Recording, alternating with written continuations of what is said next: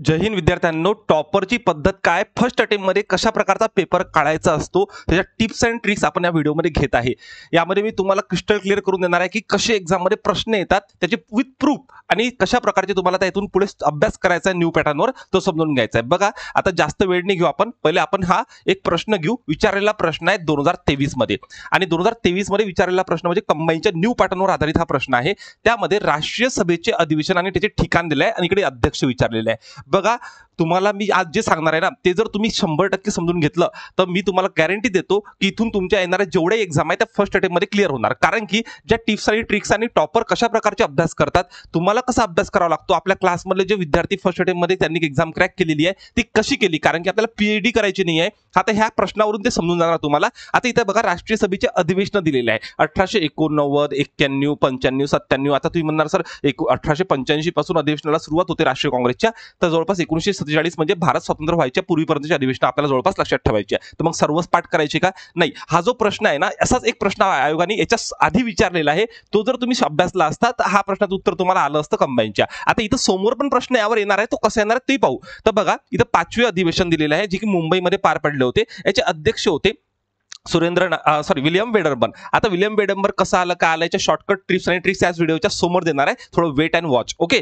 त्यानंतर बघा, नागपूरचं जे अधिवेशन झालं होतं त्याचे आनंदराव चार्लू म्हटलं होतं। नागपूरमध्ये आनंद झाल्याची ट्रिक आहे, पुढे मी सांगणार आहे सर्व ट्रिक्स। 11वे जे पुण्यामध्ये होते ते बॅनर्जी होते, ठीक आहे, आणि अमरावतीमध्ये झाले होते ते होते शंकरन नारायण। तर हे याचा ऑप्शन नंबर सेकंड जे आहे हे तुम्हाला आन्सर पाहायला मिळेल। कसं आलं, काय आलं, ते सर्व टिप्स आणि ट्रिक्स समोर सांगतो आणि अभ्यास याच पद्धतीने करायचा आहे, पीएचडी करायची नाही आहे। बघा, महाराष्ट्रामध्ये एकूण 12 अधिवेशन झाले, तर हा पेपर आपण एमपीसीचा देत आहे। एमपीसी म्हणजे महाराष्ट्र पब्लिक सर्व्हिस कमिशन। तर यामध्ये तुम्हाला अधिवेशनामध्ये महाराष्ट्रामध्ये जेवढे पण अधिवेशन झाले ना ते तोंडपाठ पाहिजे। एकूण महाराष्ट्रामध्ये 12 अधिवेशन झाले, त्यामध्ये मुंबईमध्ये 6 झाले, नागपूरमध्ये 2 झाले आणि नाशिक, पुणे, अमरावती आणि फैजपूर जे की जळगावचा आहे इथे एकूण एक कंपल्सरी 4 झाले। असे टोटल 12 अधिवेशन आपल्याला पाहायला मिळतात। आता हे जे 12 अधिवेशन आहे हे पाठच पाहिजेत। बघा, एक तुमच्या समोर मी चार्ट ठेवलेला आहे, हा पहिले चार्ट समजून घ्या। आणि बरेच जण मग कमेंट सेक्शन मध्ये टाकतात की सर तुम्ही काही सांगता, असे काही क्वेश्चन आहे का? तर मी विथ तुम्हाला प्रूफ हे सर्व सांगत आहे। आता मी 3 एक्झामचे इथं तुम्हाला पेपर ठेवलेले आहे। इथं बघा, एक्झाम मध्ये आलेले प्रश्न म्हणजे कोणते आहेत तर ते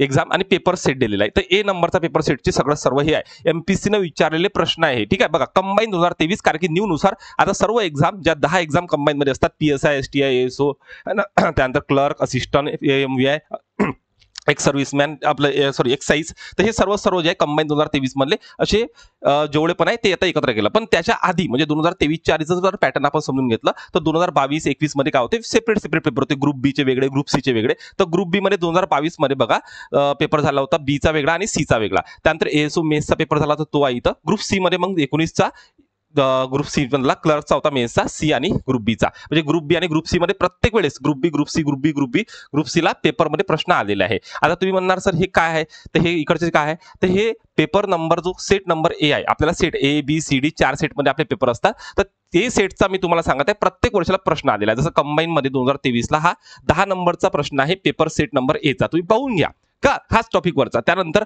बी मध्ये 28 नंबरचा प्रश्न आहे, ठीक आहे। त्यानंतर ग्रुप बी 2022 ला 29 नंबरचा प्रश्न आहे। तुम्ही सर मग सर 21 ला तर प्रश्नच नाही आला, 20 लाही प्रश्न नाही आला, हे 2 वर्ष तुम्ही दिले नाही। तुम्ही म्हणता की दरवर्षी प्रश्न येतात। अरे बाबांनो, 20 आणि 21 मध्ये एक्झाम झालीच नाही एमपीएससी, कारण की कोरोना आला होता। कोरोनामुळे काय झालं होती, एक्झाम आपली पोस्टपोन झाली होती समोर, त्यामुळे 2 वर्षाचे आपण इथं पेपर दिसत नाही। 18चे घेतले तर 18ला पण आहे, 17चे घेतले तर 17ला पण आहे। दरवर्षी या टॉपिकवर राष्ट्रीय काँग्रेसच्या प्रश्न येतात म्हणजे बघा, इथं 30 नंबरचा प्रश्न बघून घ्या।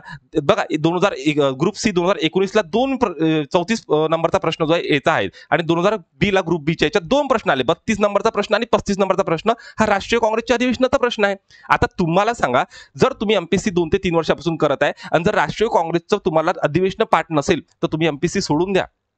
कारण की जर तुम्ही अभ्यास करून राहिले आणि तुम्ही जर पापड पसरा वाचत आहे, तेच ते जसं बकऱ्या चरतात तसे चरून राहिले, पुस्तक वाचत आहे आणि तुम्हाला टिप्स आणि ट्रिक्सच माहित नाही आहे की कसा अभ्यास करायचा आहे, तर मग काही अर्थ नाही आहे। मी तुम्हाला या व्हिडिओमध्ये सर्व क्रिस्टल क्लिअर करून देणार आहे की कशा प्रकारचा अभ्यास करायचा आणि इथून समोर पण तुम्ही ते स्ट्रॅटेजी वापरा। मी तुम्हाला पूर्ण पॉईंट नुसार काढून देतो सर्व। तर हा तुमच्या समोरचा चार्ट की एवढे प्रश्न आले, आता ते प्रश्न कोणते ते दाखवून देतो, म्हणजे उद्या तुम्ही मला हे नका म्हणू की प्रश्न कोणते आले ते सांगा। तर बघा, प्रश्न बघा, हा टॉपिकच इथं क्लिअर करून टाकू आपण, राष्ट्रीय काँग्रेसचे अधिवेशन। एवढा जर टॉपिक केला ना तुमचा, तर येणारे जे आता एमपीएससी कंबाईनची जे एक्सटेंड झाली आपली एक्झाम आहे, कारण की 2023 ची एक्झाम आता पोस्टपोन होऊ शकते, हे डिसेंबरमध्ये, नोव्हेंबर-डिसेंबरमध्ये होणार आहे। तिथून 4-5 महिने तुमच्याकडे वेळ आहे। तर तुम्ही जर या प्रकारचा जर अभ्यास केला, मी सांगतो त्या प्रकारचा, तर होऊ शकते हीच एक्झाम तुमची फर्स्ट अटेम्प्ट मध्ये क्रॅक होईल. ठीक आहे. तर बघा आता 2022 मध्ये विचारलेला प्रश्न आहे हा. इथे काँग्रेसचे अधिवेशनाचे स्थळ व त्याच्या अध्यक्षांच्या नावाच्या जोड्या दिलेल्या आहे. इतका छान याच्यावर ट्रिक वगैरे बनवली आहे मी. टिप्स अँड ट्रिक्स तर तुम्हाला अशा बेस्ट देतो की तुम्ही टेन्शनच नाही घ्यायचं. बघा आता इथं प्रथम काँग्रेसचे अधिवेशन आहे जे की मुंबईमध्ये 1885 मध्ये पार पडलं होतं. आता याचे अध्यक्ष कोण होते? त्याचे अध्यक्ष आहे उमेशचंद्र बॅनर्जी. आता बरेच जणांना हे पाठच होत नाही उमेशचंद्र बॅनर्जी किंवा पहिल्या अधिवेशनामध्ये तारीख काय होती. तर इकडे बघा बाजूला मी एकदम सुंदर अक्षरामध्ये इकडे बघा लिहून दिलेलं आहे काँग्रेस. आता याची ट्रिक काय, तर मुंबईमध्ये हे झालं होतं. तर काँग्रेस, तर सर्वांना माहिती आहे काँग्रेस ही आपली काय एक राष्ट्रीय पार्टी आहे. तर काँग्रेसला काय करायचं होतं बॉम्बेमध्ये, काँग्रेसला बॉम्बेमध्ये, बॉम्बे म्हटलं मुंबई म्हणा बॉम्बे म्हणा काही म्हणा, तर बॉम्बेमध्ये 1885 काय लावायचे होते, बॅनर लावायचे ते. ब वरून बॅनर पकडले जाते, ब वरून बॅनर पकडले जाते बॅनर. तर काँग्रेसला बॅनर लावायचे ते बॉम्बेमध्ये किती 1885. आता 1885 बॅनर लावायचे काँग्रेसला, तर असं तर नाही आहे की एक एक जणच लावीन, खूप झाले ना 1885. तर त्यामुळे त्यांनी जनतेला काय म्हटलं लावायचे, त्यांनी जनतेला काय म्हटलं 7-2 म्हटलं. काय म्हटलं 7-2, 7-2, 7-2 म्हणजे 2, 7-2 म्हणजे 72 असे म्हटले. आता याच्यावरून काय होते की तुम्हाला 4-5 गोष्टी क्लिअर होऊन जातात की बॉम्बेचं अधिवेशन हे 1885 मधलं पहिलं होतं.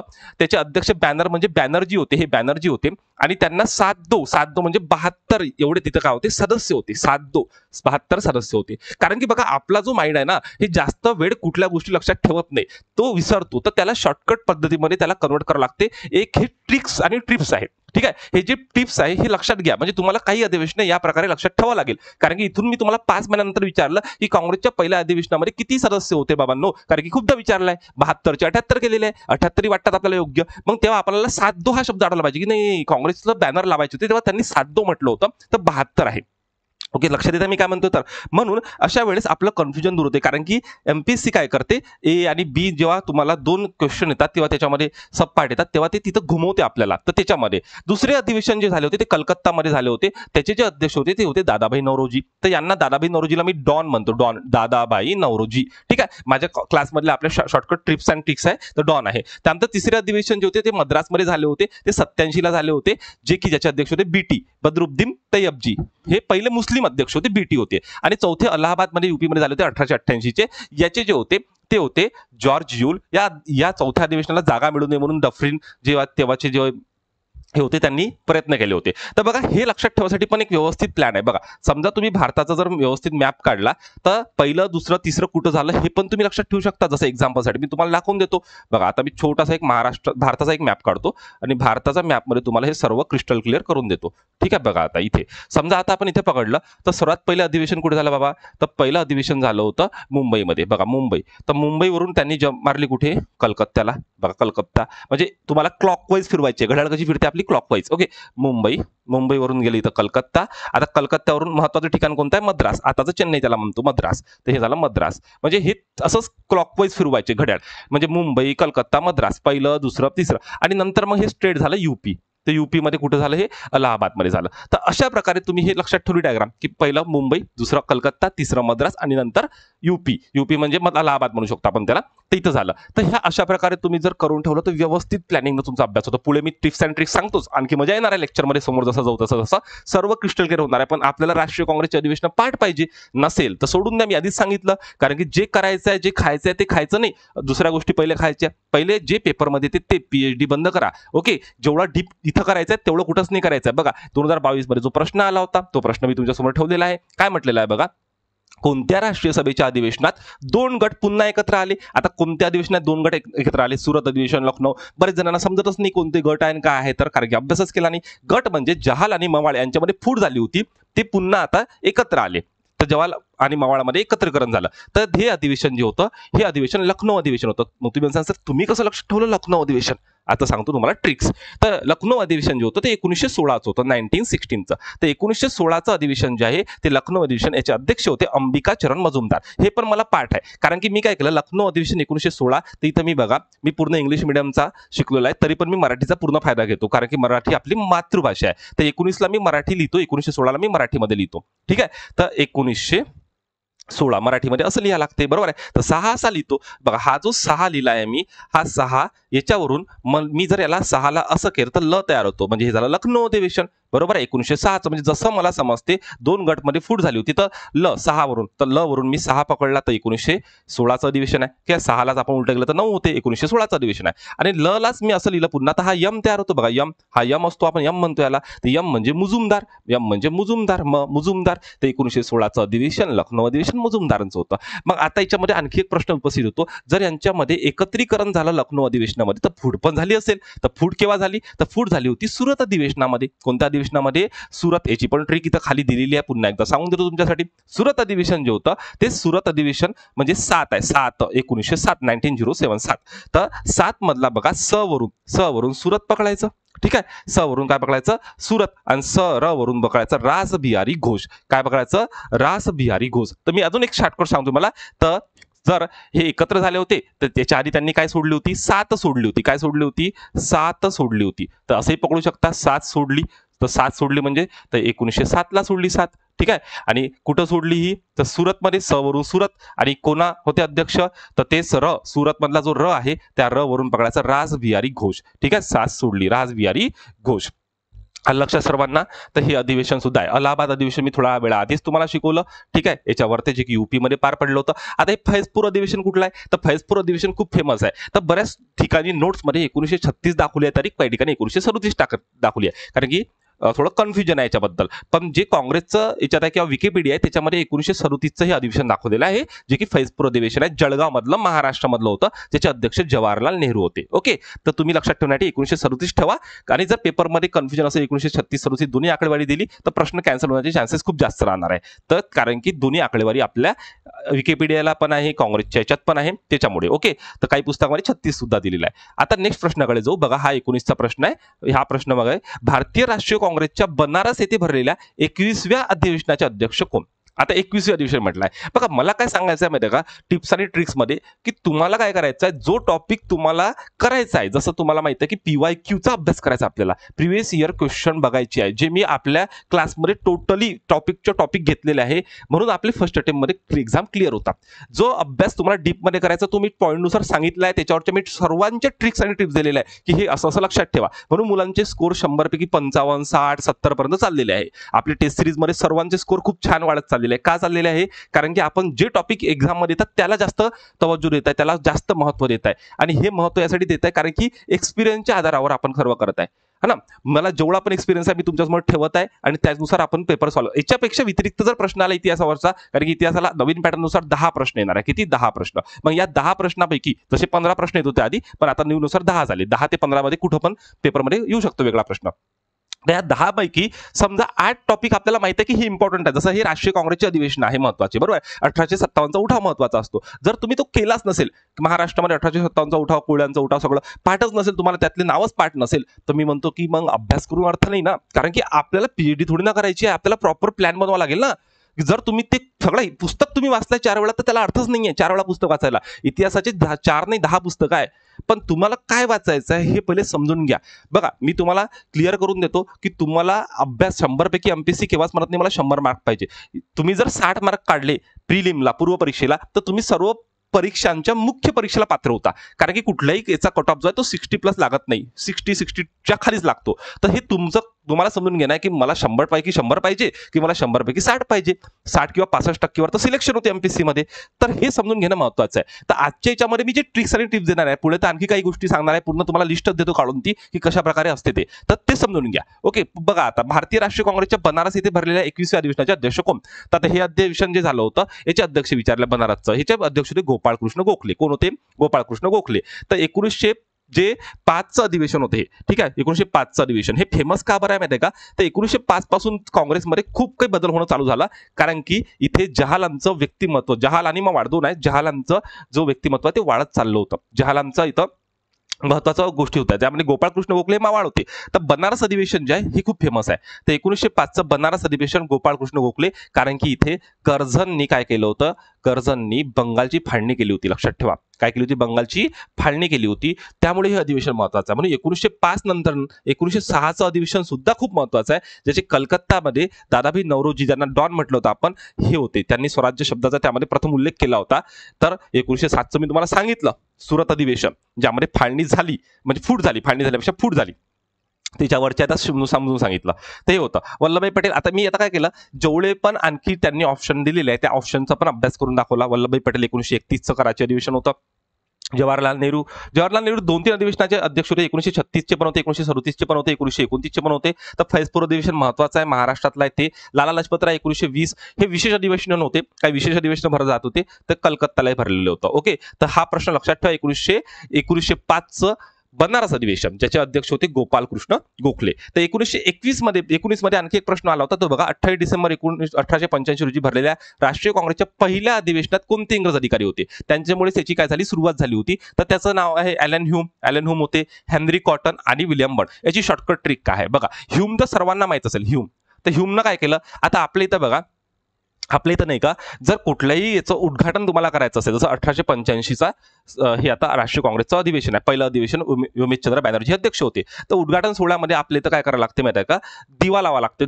तर आपण काय करतो, कॉटन जे असते म्हणजे कापूस जो असतो त्याचा एक तयार करतो आणि त्याला मग दिवानं आपलं लावतो, म्हणजे बर्न करतो. तर बघा, आपल्याला एकदम सिंपल मध्ये जे मी आता तुम्हाला छोटीशी ट्रिक सांगितली लक्षात ठेवायचं. तर ह्यूमने काय केलं माहिती आहे का, कॉटन घेतला, आणि कॉटनने काय केलं, त्या कॉटनला काय केलं, बर्न केलं.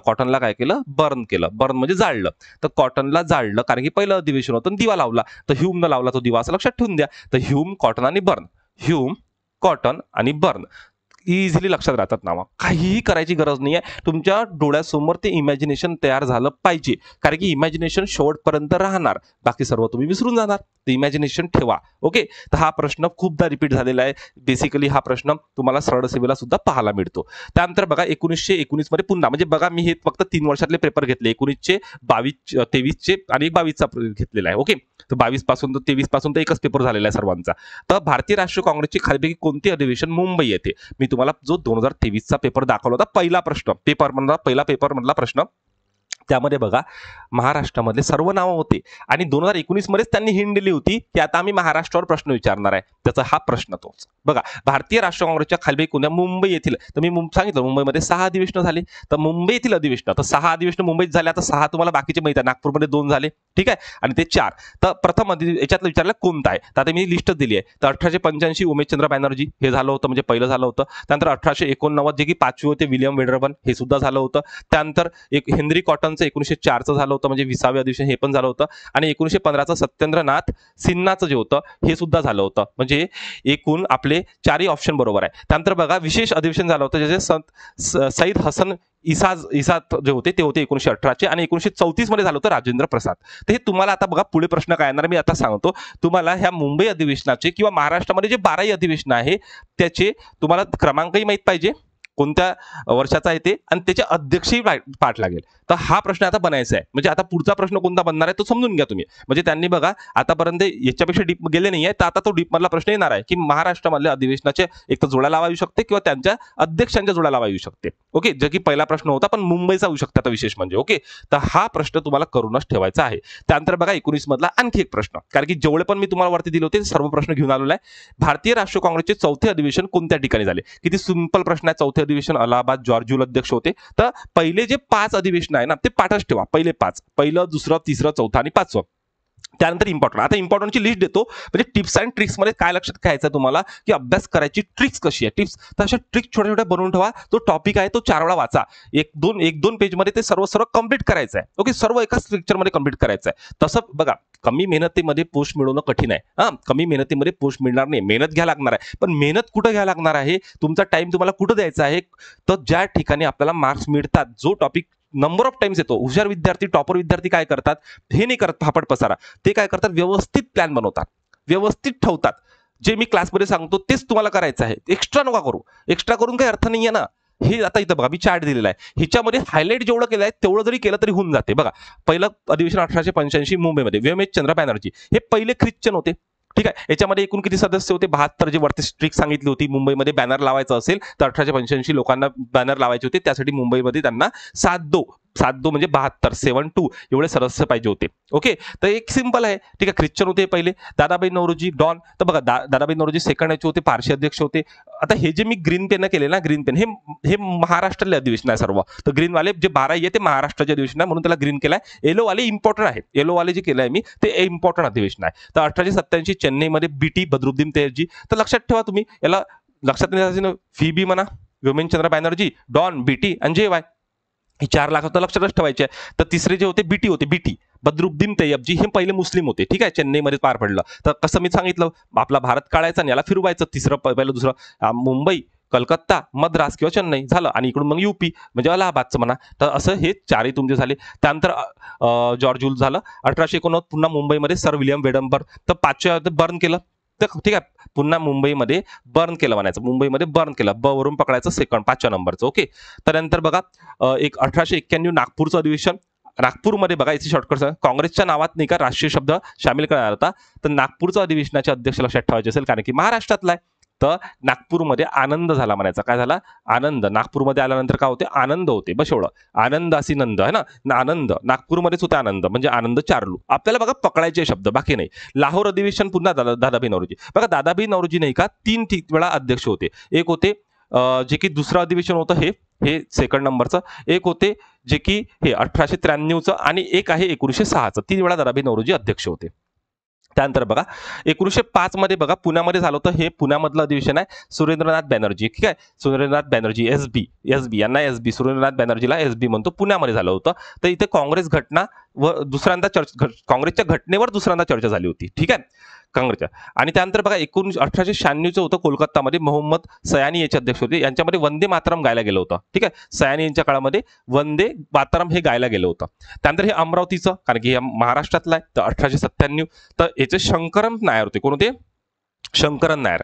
तर शंकरजी अमरावतीमध्ये आले होते, लक्षात ठेवा, शंकरजी आले होते. ठीक आहे, शंकरजी म्हणजे नागपूरमध्ये आनंद झाला होता, अध्यक्ष लगेच लागतात. अमरावतीमध्ये शंकरजी होते. तर शंकर नारायण, कारण शंकरन नारायण आपल्याला फक्त पकडायचे शब्द. ओके, त्यानंतर 1900 मध्ये लाहोर.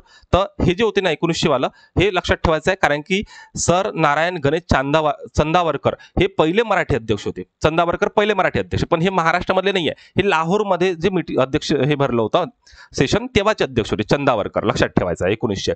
त्यानंतर बघा मुंबईमध्ये पुन्हा आलो. तर मुंबईमध्ये एकदा बर्न केलं होतं. तर बर्न काय केलं? कॉटन केलं. तर कॉटनही आले. ठीक आहे, म्हणजे मुंबईमध्ये बघा पहिलं अधिवेशन, त्यानंतर 5वं जे बर्न केलं होतं म्हणजे वेडनबर्न होते, आणि नंतर 1904 मध्ये मुंबईमधलं कॉटन. तर 3 नावं तुम्ही आताच तुमचे बर्न, कॉटन आणि व्योमचंद्र बॅनर्जी पाठ करून दिले. ते एकदम सिंपल आहे. तर जे ट्रिक सांगितली ना मी तुम्हाला, ते ट्रिक जर तुम्ही लक्षात ठेवल्या तर तुम्ही प्रत्येक ठिकाणी प्रत्येक गोष्टी करू शकता. म्हणजे हे तिघही जण जे होते हे तुमचे मुंबईचे आहे. त्यानंतर बघा बनारस अधिवेशन हे 1905 पासून बघा 5, 6 आणि 7 हे 3 अधिवेशन महत्वाचे आहे. 5 मध्ये गोपाळकृष्ण गोखले, बरोबर आहे. पुन्हा 1906 दादाभाई नौरोजी आले, म्हटलं होतं 3दा आले होते. ह्या अधिवेशनामध्ये स्वराज्य शब्दाचा उल्लेख केला होता, कारण की कर्जननं काय केलं होतं की बंगालची फाळणी केली होती. जहालांचा आणखी उद्रेक झाला होता, जहालांना पाहिजे होता आता स्वराज्य, आणि म्हणून तो उल्लेख टाकला होता. 1907 मध्ये जे होतं ते रासबिहारी घोष हे अध्यक्ष होते. आणि इथून काँग्रेसमध्ये काय झाली? फूट झाली जहाल आणि महाड. इथं सुरत पाहिजे होतं का? सुरत अधिवेशन. तुम्हाला याची स्ट्रिक सांगितली की 7 सुरत, र वरून रासबिहारी घोष. ओके, तर जहाल आणि मवाळामध्ये काय झाली होती? इथे फूट झाली होती. त्यानंतर बघा 1911चं कोलकाता अधिवेशन. इथं बिशप नारायण धर होते. इथं पहिल्यांदा जनगण मन म्हटलं गेलं होतं, म्हणून हे थोडं हायलाइट केलेलं आहे. अजूनपर्यंत काही प्रश्न आला नाहीये, पण लक्षात ठेवू शकता पहिल्यांदा जनगण मन. तर कोलकाताचं अधिवेशन होतं. त्यानंतर 1935चं बघा पुन्हा मुंबई आलं. 1915 सत्येंद्र प्रसाद सिंह. तर सिंह, मुंबईचा सिंह लक्षात ठेवा. ठीक आहे, बघा पहिले आपण मुंबईचे तर तसे 4 झाले तुमचे आता, कारण की बघा उमेशचंद्र बॅनर्जी, त्यानंतर काय लावलं? बर्न केलं आपण, कॉटन लावलं, आणि सिंह है ना, सिंह एकदम मस्त नाव आहे. तर सिंहाने लावलं. तर लखनौ बघा 16 आणि 17. 16चं मी सांगितलं लखनौ अधिवेशन. तर 6 मराठीमध्ये लिहा म्हटलं होतं. 6 वरून काय होते? तर ल तयार होते, लखनौ अधिवेशन, आणि त्याच्यावरून मुजुमदार. तर इथं जहाल आणि मवाळमध्ये काय झालं होतं? एकत्रीकरण झालं होतं. ठीक आहे, त्यानंतर 1917चं कोलकाता, ॲनी बेझंट. ह्या पहिल्या महिला होत्या. बरं लक्षात ठेवा, ह्या भारतीय महिला नाही आहे ॲनी बेझंट. तर पहिल्या महिला म्हटलं तर ॲनी बेझंट, पहिल्या भारतीय महिला म्हटलं तर पुढे जाऊ आपण, पुढे सांगतो तुम्हाला मी ते. पुन्हा 1918 मुंबई. तर मुंबईमध्ये झालं होतं बॅरिस्टर हसन इमाम होतं का? इमाम हे मुस्लिम होते. ते इमाम एकदा अध्यक्ष होते. त्यानंतर नागपूरमध्ये झालं होतं. नागपूरमध्ये 2 झाले होते. ते 1920 मध्ये दुसरं होतं चक्रवर्ती विजय राघवाचार्य.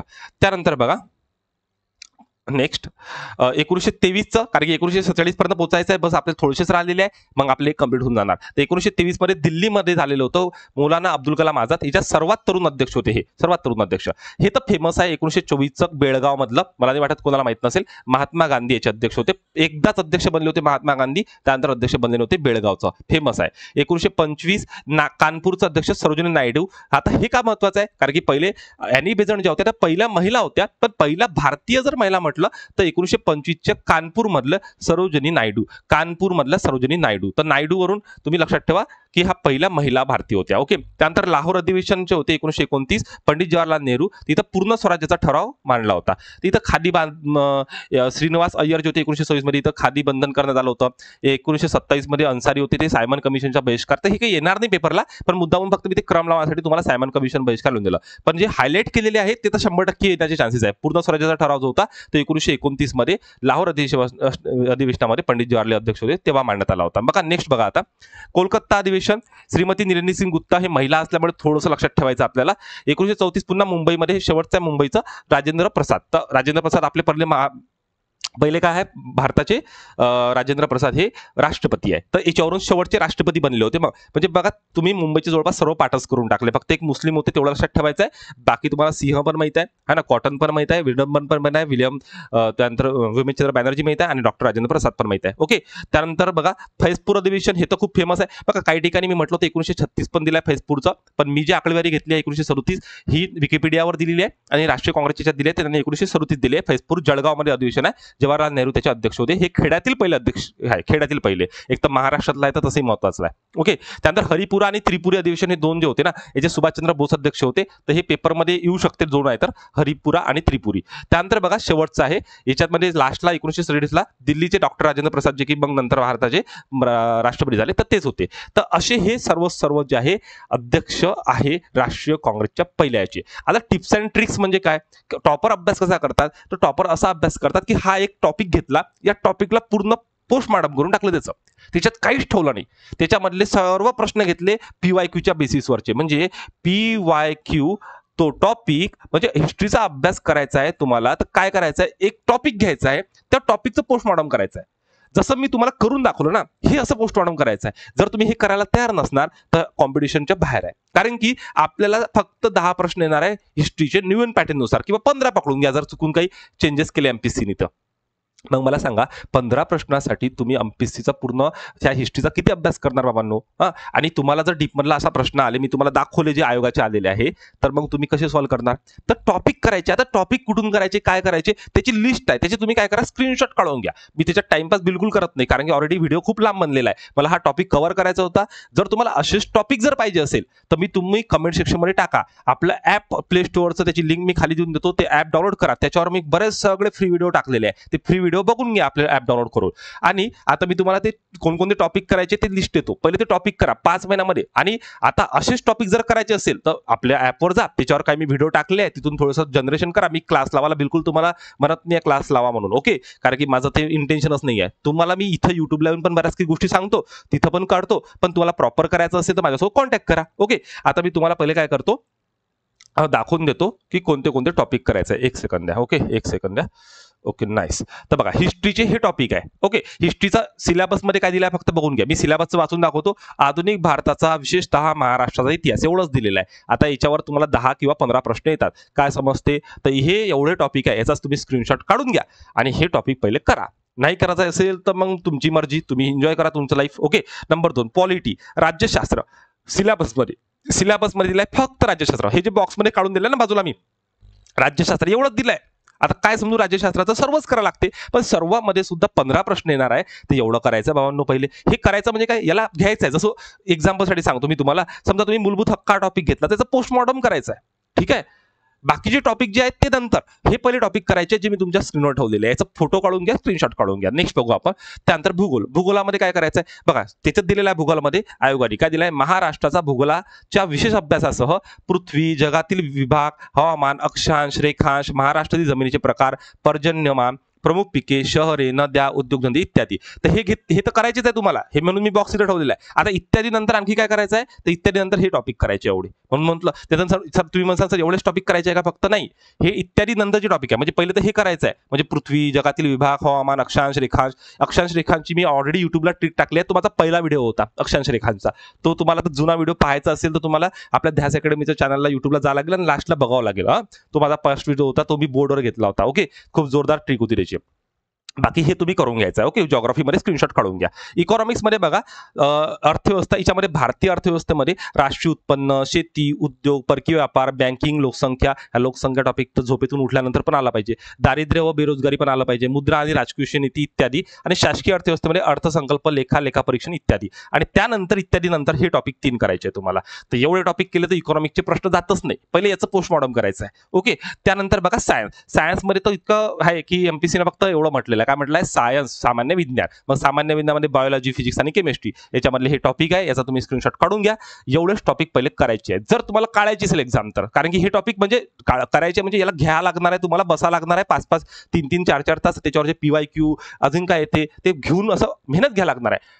जे टॉपर असते ते फक्त टिप्स आणि ट्रिक्सनं पास होते. टिप्स आणि ट्रिक्स तुम्हाला कळली असेल. मला काय म्हणायचं, PYQ आणि हे जे टॉपिक, आता हे टॉपिक कुठून घेतले, मी PYQ वरूनच घेतले आहे सर्व. आणि गेम चेंजर टॉपिक कोणते आहे, मॅथ रिजनिंग. तर रोज मॅथ रिजनिंगची टॉपिकची तुम्हाला प्रॅक्टिस करायला लागेल. आणि करंटची, रोज करंट तुमच्या डेली टॉपिकमध्ये पाहिजे. हे जर तुम्ही गेम चेंजरमध्ये बसत नसणार, म्हणजे रोज तुम्हाला 2 तास तुम्हाला मॅथ रिजनिंग आणि करंटला देणार आहे, बाकी उरलेला तास तुम्हाला GSला देणार आहे. हे तर तुम्हाला कंपल्सरी करणं आहे. आता हे तुम्हाला मॉर्निंगला उठा, सर्वात आधी जो विषय समजतो, तो कठीण वाटतो तो घ्या.